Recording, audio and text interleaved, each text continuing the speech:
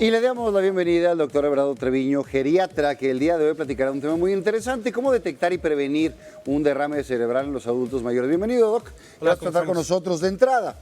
¿Qué es un derrame cerebral? Bueno, existen dos tipos de accidentes vasculares cerebrales que le llamamos.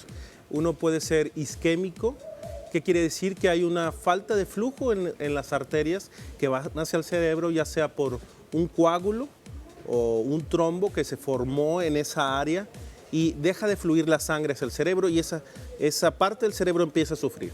Y el otro accidente vascular es el hemorrágico, que quiere decir que una de estas arterias se rompe y sale la sangre hacia el tejido cerebral y existe este daño. Entonces, esto sucede en cualquier edad, pero en los adultos mayores es la especialidad y es lo que estamos platicando.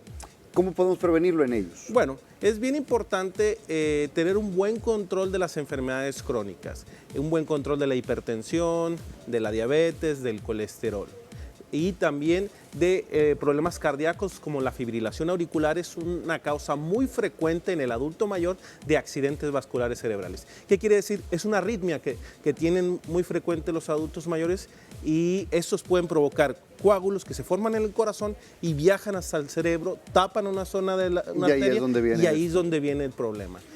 ¿Cuáles son las secuelas que puede causar un derrame cerebral? Antes de hablar un poquito de las secuelas, hay que ver cómo identificarlo. Es bien importante porque en algunas ocasiones tenemos una ventana terapéutica de 3 horas, desde que empezaron los síntomas hasta instaurado el tratamiento.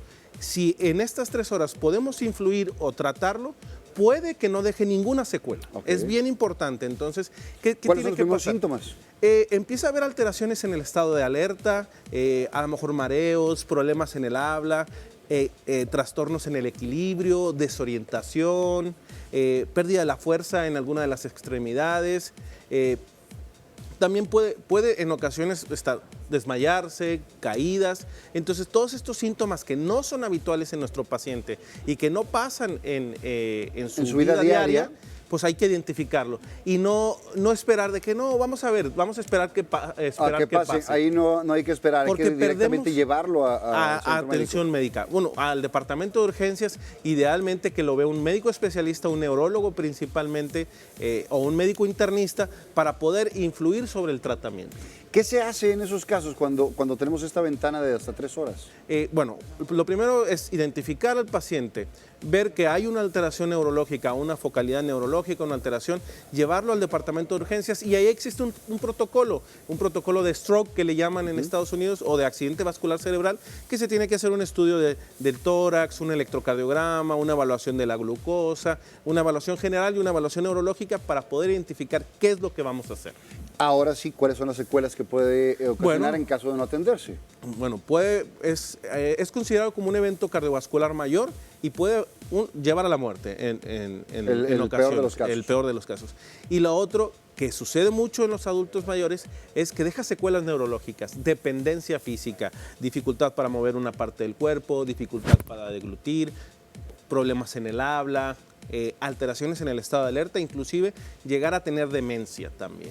O sea que estamos hablando de algo serio que tenemos que tener mucho cuidado. La prevención, como siempre, es lo mejor. Y cuidar todos estos detonantes, ¿no? La hipertensión, la diabetes. El alcoholismo también es un factor muy importante. Entonces tenemos que influir en esto. La prevención es el prevenir enfermedades cardiovasculares, tener una buena nutrición, tomar sus medicamentos, no dejar de tomar sus medicamentos prescritos, ya sea por su médico internista, por su médico general, llevar un buen control de la diabetes, llevar un muy buen control de la hipertensión es muy importante para prevenir estos eventos vasculares cerebrales, porque esto, de ser un adulto mayor funcional, puede llegar a estar dependiente totalmente y es una catástrofe familiar.